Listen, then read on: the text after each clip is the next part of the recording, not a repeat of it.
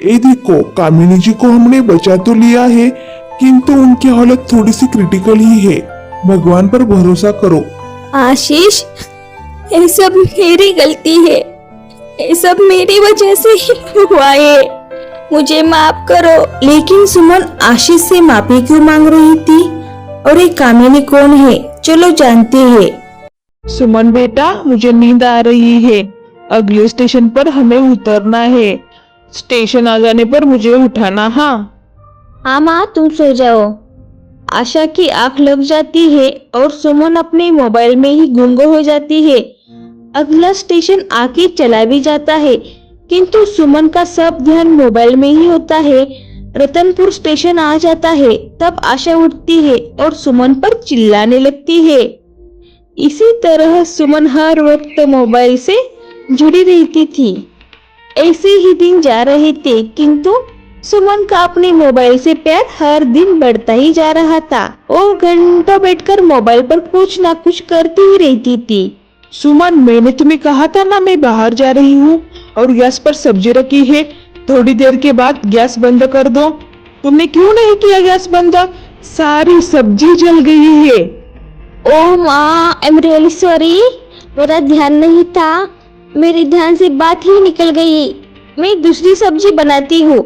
वैसे तो सुमन खाना बनाने में अच्छी थी, किंतु अपने मोबाइल की लत के चलते वो घर के काम में ज्यादा रुचि नहीं रखती थी। ऐसे ही एक दिन उसकी माँ गैस पर दूध रखकर सुमन को ध्यान देने के लिए कहती है और बाहर जाती है। सुमन का सारा ध्यान उस मोबाइल पर ही था। दूध उबल के नीचे गिरता है, तब सुमन को ध्यान आता है, किंतु माँ आने से पहले सुमन किचन साफ करती है। एक दिन सुमन मोबाइल पर कुछ देख लेती है और अगले दिन वैसे ही फैंसी कपड़े पहनती है। आशा ये सब देखकर हैरान रह जाती है। क्यों माँ, क्या हुआ? ऐसे क्यों देख रही हो? कैसी लग रही हो, बताओ तो। ए, तुमने क्या पहना है? सारा दिन मोबाइल चलाती रहती हो और उसमें जो दिखाई देता है वैसी फैशन करती हो। हम मिडिल क्लास के लोग हैं, सेलिब्रिटी नहीं है। ये नहीं चलेगा हमारे यहाँ। जाओ पहले कपड़े बदल के आओ। ऐसे ही दिन जा रहे थे। हे भगवान, मुझे तो बहुत ही आदत हो गई है मोबाइल की। कितना भी दूर रहने की कोशिश करूं, किंतु मेरा ध्यान मोबाइल पर ही जाता है। कैसे छुड़ाऊं मैं मोबाइल की आदत? मुझे तो कुछ समझ में नहीं आता। एक दिन सुमन अपने सहेलियों के साथ बाहर घूमने जाती है। तभी मोबाइल बजता है और सुमन वहीं खड़ी होकर मोबाइल देखने लगती है।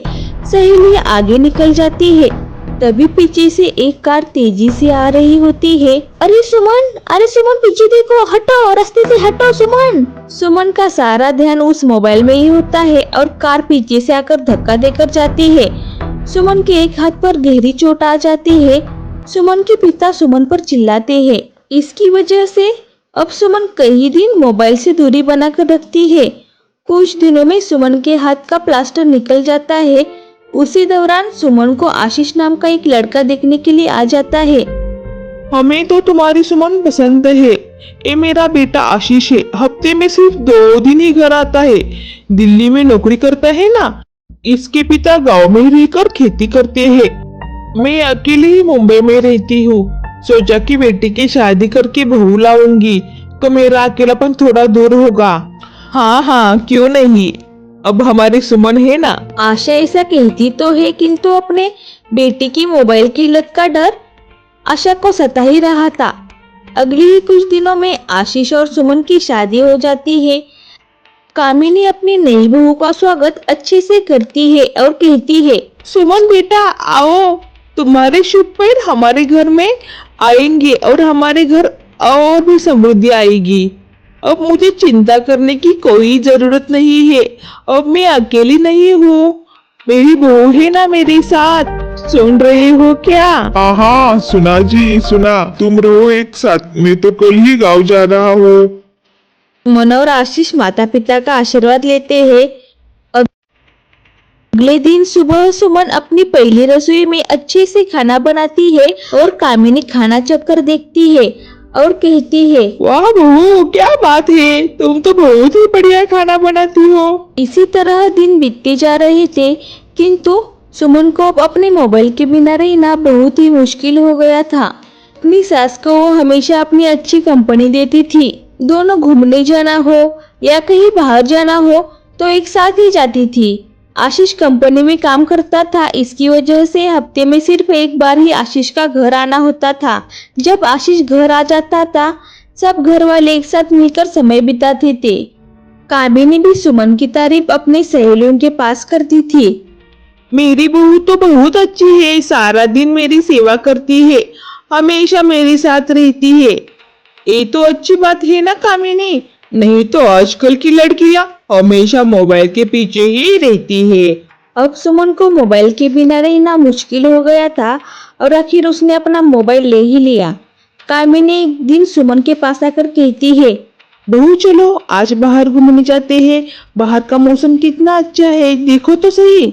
ओ माँ जी, आज नहीं फिर कभी, आज मेरे सिर में ना बहुत दर्द हो रहा है, थोड़ा आराम करती हूँ। ऐसा कहकर कामिनी के जाने के बाद सुमन अपने मोबाइल में व्यस्त हो जाती है।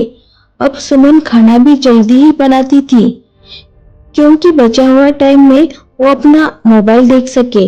किंतु ये बात ज्यादा दिन तक कामिनी से छिपी नहीं रही, किंतु वो कुछ नहीं बोली। ऐसे ही दिन बीतते जा रहे थे।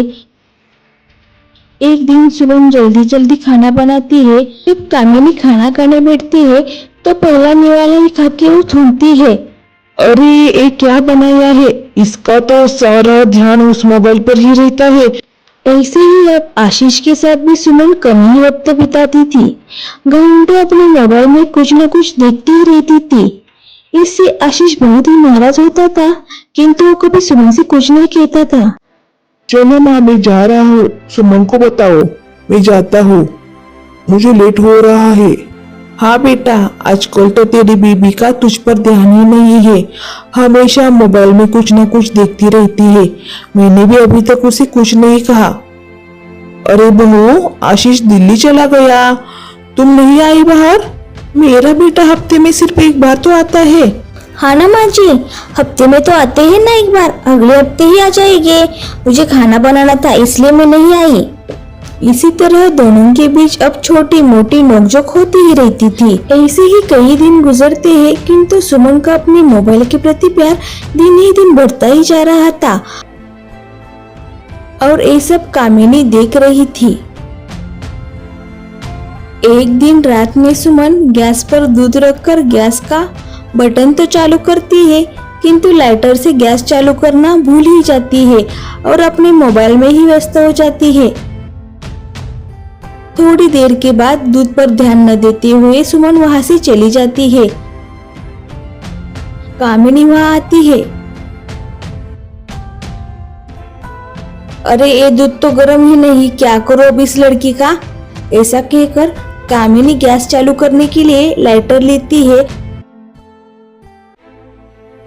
और जैसे ही कामिनी गैस चालू करती है तो जोर से धमाका हो जाता है। सुमन आवाज सुनकर दौड़ी दौड़ी बाहर आती है। कामिनी को हॉस्पिटल में ले जाते हैं। आशीष भी वहां आ जाता है। अब माँ की तबीयत कैसी है डॉक्टर? ये देखो, कामिनी जी को हमने बचा तो लिया है, किंतु उनकी हालत थोड़ी सी क्रिटिकल ही है। भगवान पर भरोसा करो। आशीष, ये सब मेरी गलती है, ये सब मेरी वजह से ही हुआ है, मुझे माफ करो। उस वक्त आशीष सुमन से कुछ नहीं कहता। कामिनी की तबीयत में थोड़ा सुधार आ जाने के बाद उसको घर ले जाते हैं।